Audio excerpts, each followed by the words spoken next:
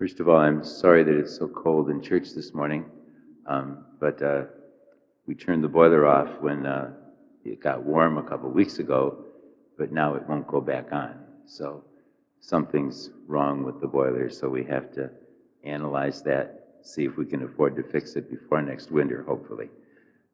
Hopefully it'll get warm. But next Sunday, if it's chilly, it probably won't be working, so you might want to bring an extra blanket to church or something. And secondly, I'm walking a little gingerly today. I'm sorry. I went through a fainting spell a few days ago, and I fell flat on my back, and I've been in a lot of pain, so I think it's just bruised.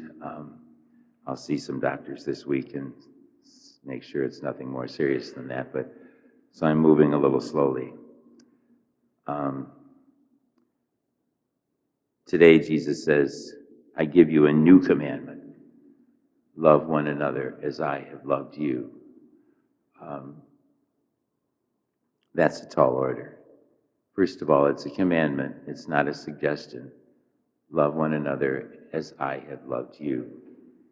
And so you should love one another. We use the word love in so many different contexts.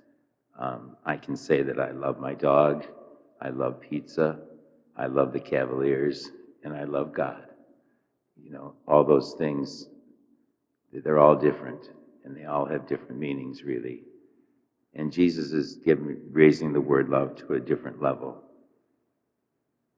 There's a woman tells the story, she owned a farm, and she tells the story about one day her two teenage sons came to her, and they asked her if they could buy a dog, a big dog. And so she gave the typical parental response, you feed it, you clean up after it, and you raise the money to buy it. So the boys worked hard all summer, and they made enough money so that they could buy a Great Dane puppy. And they named the puppy Thor. Well, Thor grew to be rather enormous. And actually, he was very mild-mannered, not aggressive at all. But the mother noticed something interesting happening between the dog and the boys. Whenever the boys were fighting or arguing, Thor would go up to the one who was being more aggressive, and with his large mouth, he would just put it around the hand of that boy, and he would stand between the two of them, the hand of that boy in his mouth, as though just telling them, stop fighting. And they gave up because they knew they couldn't get away from Thor on their own. He was pretty big. This went on for quite a while, and she said she noticed eventually the boys stopped fighting so often. They seemed to be getting along better. The dog was stepping in and letting them know that they should change their behavior. She said she really got to like that dog. Our Lord today is telling us something similar. Was it Francis Thompson who wrote the poem, The Hound of Heaven, that the Lord can hound us and until he gets us to do what he wants us to do. And in the first reading, the apostles were out teaching and preaching, but they always didn't get along with each other. Peter and Paul didn't like each other for a while. Mark went off on his own one time because he got mad at Paul.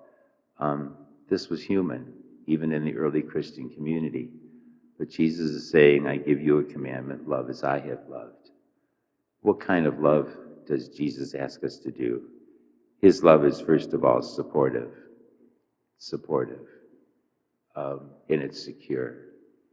He will never stop loving us. It's very secure. No matter what we do, God will not stop loving us. And it's somewhat like that in our personal lives, isn't it true? Spouses love each other very much, but there's times when they don't like each other. That can happen, but they love each other. And so Jesus is saying that he will never stop loving us.